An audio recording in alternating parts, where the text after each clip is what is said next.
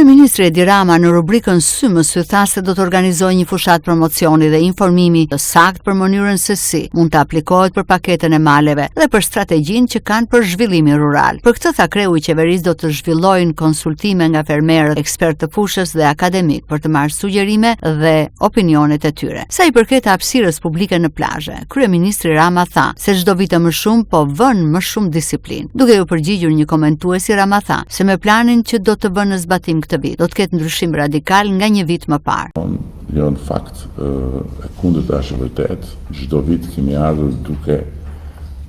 vënë më shumë disiplinë, duke krijuar më shumë hapësirë për të gjithë,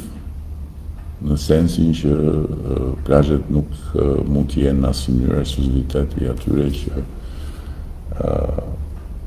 kanë mundësi apo duan që të shërbehen në hapësira të administruara privatisht. Dhe mbi të gjitha plazhet duhet të ofrojnë mundësi për ata që duan të jenë tërësisht të lirë dhe tërësisht të pa cënuar në të drejtën për të marrë kënaqësinë e tyre nga një aset publik, duke shfrytzuar